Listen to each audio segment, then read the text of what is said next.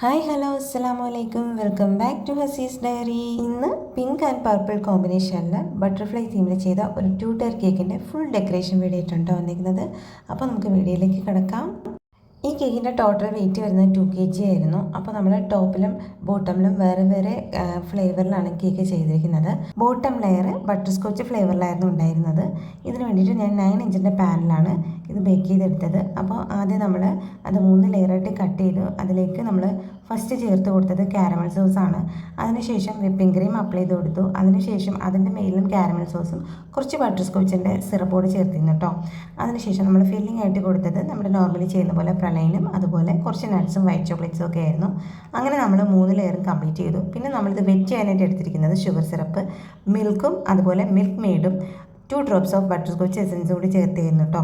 അപ്പോൾ അത് വെച്ച് നമ്മൾ വെറ്റ് ചെയ്ത് കേക്കിൻ്റെ സ്പഞ്ചിൽ നമ്മൾ ബട്ടർ സ്കോച്ചിനെ ക്രഷ് ചെയ്തിട്ടുണ്ടായിരുന്നു. അതൊരു പ്രത്യേക ഫ്ലേവർ തന്നെ നമ്മുടെ സ്പഞ്ചിന് കിട്ടും കേട്ടോ.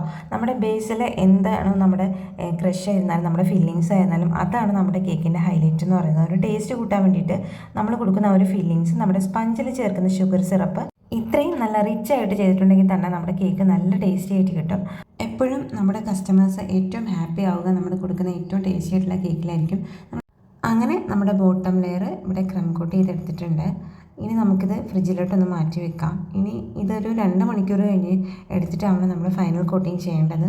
അങ്ങനെ ഏകദേശം 2 മണിക്കൂർ ഫ്രിഡ്ജിൽ വെച്ചതിന് ശേഷം നമ്മളെടുത്ത് ഫൈനൽ കോട്ടിങ് ചെയ്യുവാണ്. ഇതിനായിട്ട് ഞാൻ എടുത്തേക്കുന്നത് ലൈറ്റ് പിങ്ക് കളറാണ്. Light pink and purple combo ആണ് മോളുടെ ഫ്രോക്കിൻ്റെ കളർ, ബർത്ത്ഡേകളുടെ ഫ്രോക്കിൻ്റെ കളർ വന്നിരിക്കുന്നത്. അപ്പോൾ ആ ഒരു കളർ തീമിലാണ് നമ്മൾ കേക്ക് ചെയ്യാൻ ഉദ്ദേശിക്കുന്നത്. ഈ ഒരു കളർ കിട്ടാൻ വേണ്ടിയിട്ട് ഞാൻ എടുത്തേക്കുന്നത് മാജിക് കളേഴ്സിൻ്റെ റോസ് പിങ്ക് ഷെയ്ഡാണ്.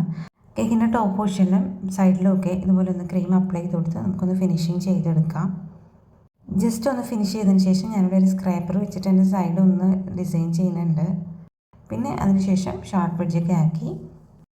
ഇനി ഇതൊരു 2 ടയർ കേക്ക് ആയതുകൊണ്ട് തന്നെ നമ്മൾ കേക്ക് ഒന്ന് ചരിഞ്ഞൊന്നും പോകാതിരിക്കാൻ വേണ്ടിയിട്ട് പ്ലാസ്റ്റിക്കിൻ്റെ ഒരു ഡബിൾ വെച്ചിട്ട് ഒരു 3-4 കഷ്ണമായിട്ടൊന്ന് കട്ട് ചെയ്തെടുത്ത ശേഷം അതിനൊക്കെ വെച്ച് ഒന്ന് സെക്യൂർ ആക്കി കൊടുക്കാം. അങ്ങനെ അതൊന്ന് റെഡിയാക്കിയതിന് ശേഷം നമുക്ക് ടോപ്പ് പൊസിഷനിൽ വരുന്ന മിൽക്കി നട്ട് കേക്ക് 1 kg വരുന്ന മിൽക്കി നട്ട് കേക്കിൻ്റെ ഡെക്കറേഷൻ കാണാം. റീസെൻ്റ്ലി ട്രെൻഡിങ് ആയിക്കൊണ്ടിരിക്കുന്ന കേക്കുകളിൽ ഒരു ടേസ്റ്റി ആയിട്ടുള്ളൊരു കേക്കാണ് കേട്ടോ മിൽക്കി നട്ട് കേക്ക്.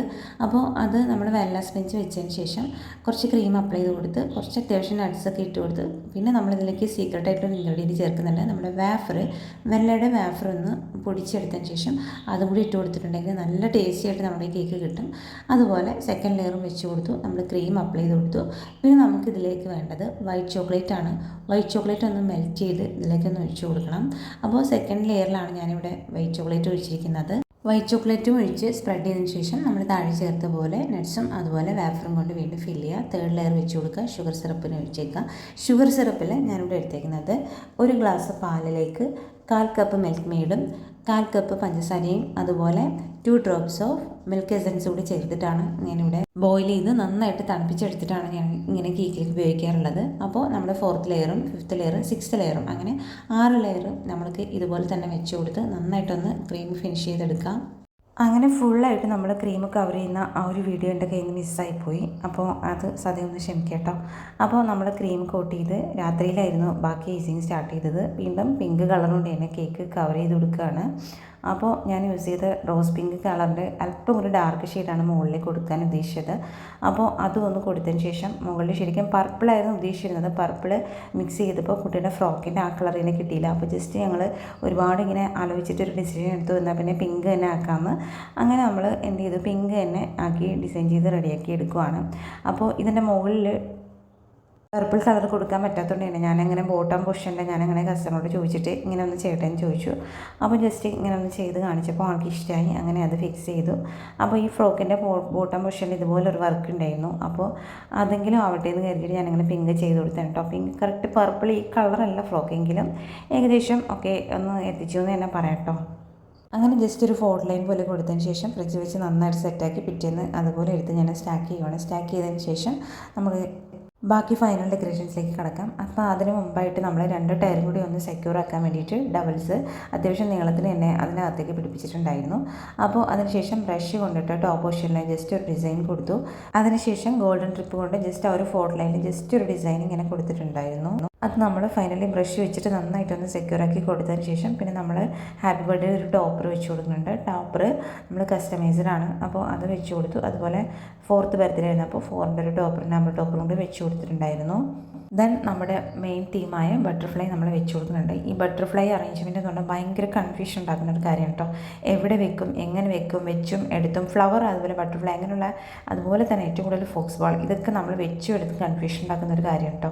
അപ്പോൾ ഫൈനലി ഞാനിങ്ങനെ കുറേ ആലോചിച്ച ശേഷം സൈഡിലേക്ക് ഒന്ന് വെച്ച് ജസ്റ്റ് ഒന്ന് എടുത്ത് നോക്കാമെന്ന് വിചാരിച്ചു. അപ്പോൾ അത് ഓക്കെയാണെന്ന് മനസ്സിലായി. പിന്നെ ഞാൻ സൈഡിലേക്ക് കുറച്ച് ഫോക്സ് ബോൾസ് വെച്ച് കൊടുത്തിട്ടുണ്ടായിരുന്നു.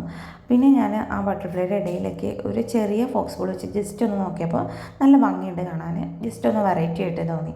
അപ്പോൾ അങ്ങനെ ഒന്ന് സെറ്റാക്കിയതിന് ശേഷം പിന്നെ നോക്കുമ്പോൾ ഉണ്ട് ആ സൈഡിൽ വെച്ച 3 ഫോക്സ് ബോൾ അത്രയ്ക്ക് അങ്ങോട്ട് രസിച്ചില്ല. അപ്പോൾ ഞാൻ മെല്ലെ അതെടുത്തിട്ട് മാറ്റിയിട്ടോ. അതെടുത്തപ്പോൾ കേക്ക് ഓക്കെ എന്ന് തോന്നി.